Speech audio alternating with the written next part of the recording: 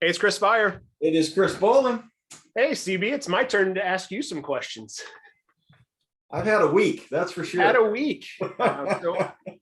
So, Chris, what I want to know is when things don't go as planned, how does Chris Bowling handle that? And what are you learning? Because you've had quite a few, I guess, interruptions to the schedule. We'll just make it nice and polite this week that have changed the course of what we wanted to do this week because there have been some major fires. Yeah, it's not every week goes well.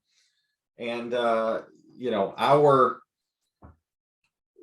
of the people that started our agency when we were still called Molyneux. Yes. I remember the first day that I started work there, he came into my office and he said, here's the one thing that I want to tell you. You give good news fast and bad news faster.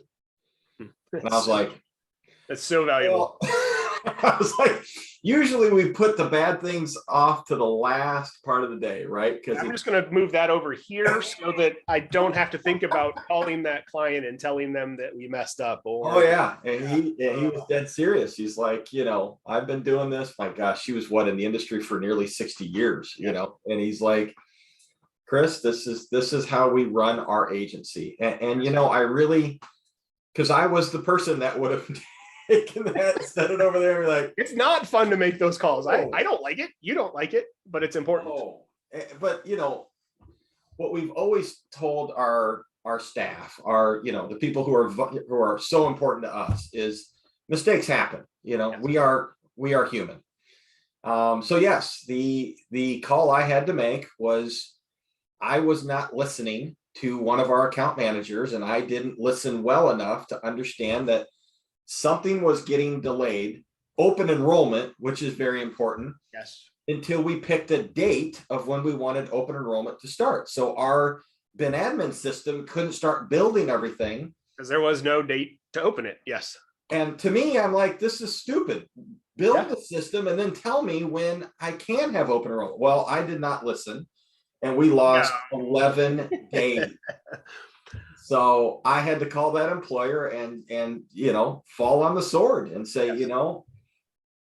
it's 100% my fault. I was not listening to the point where I thought I understood, but shame on me for not asking 2 or 3 follow-up questions. And no one likes to do it. Thank God, that he gave me some grace, and he's like, this is not the end of the world, but it's not ideal. I mean, we're literally starting open enrollment after our effective date.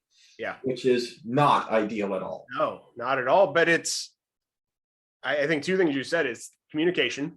We're all still working on how to communicate effectively with each other. It's still not in person. We're not having our face-to-face meetings. A lot of it virtual, a lot of it by phone call. Even when we do see each other in person, it's remembering how to ask those questions and clarify. And you and I are off doing 100 different things. Everybody else is doing 100 different things, and making sure that we get it right is important. But again, it's my fault because it is my client, and what I told the account manager is, here's the thing about when bad things happen, you'll never do it again. People learn. Yes. Is you will learn from this, and the person that should not be in this business is the person that can't learn from their own mistakes. We deal in a very complex industry where you and I have little control over what happens when that claim is processed and when that claim is paid. It's, we have very little influence of how that insurance contract was written. Right. So, our job is to make sure we are as sharp as we can. We are as educated as we can. But when that bad news happens, that claim doesn't get paid, when that, employee thought that it was going to get paid. Yeah. You had a scenario, was it last year? I remember that you were like, there was some bad communication. Yeah. The employee got something done. And it goes back to a lot of it's the interpretation of the words. Just like you thought one thing, account manager thought one thing, we say one thing, the customer interprets it another way, and confirming that we understand. Because yes, communication is so vital, especially when it comes to how things are handled. But yeah, those are never fun, because you spend a lot of time trying to undo the mistake, but moving forward, we're not going to do that again. And you make good on your mistake. I mean, there's been mistakes that or miscommunication where we were like, no, you didn't hear me, but okay, we're going to, we're going to make good out of this, and we're going to help you through this scenario. And if that's us writing a check, then we're going to write a check. But things happen. But I am glad this week is over. It's that was one of 4 things that just did not go as planned, and some were completely out of our control. It wasn't bad communication. It was just things happen.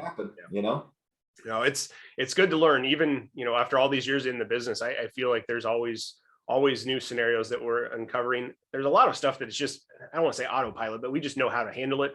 Oh yeah, we've dealt with that before, we've learned from it. But right, I think the pace of change is accelerated, and we're continuing to see new things happen. But I'm glad you're learning, CB. That's good. 31 years in the business, and still learning, and I still have bad weeks. That's all right. That's all right. Well, thank you for sharing that. It's good for us to be a little bit more just, here's reality. It's not all proactive and perfect. It is, sometimes stuff just doesn't work out. Well, you and I have always said that we want to be as authentic as we are when we're doing these. And very, very few people you'll see out there will say, I messed up. I had to give bad news. I fell on the sword. I didn't blame anybody. Yes, and we'll make that distinction. It was definitely Chris Bowling, not Chris Beyer, right? Sorry, man. Just one more dig at you. Oh, that's good stuff. Good stuff. I appreciate you. Good to talk with you. You too, my friend. Take care. Thanks.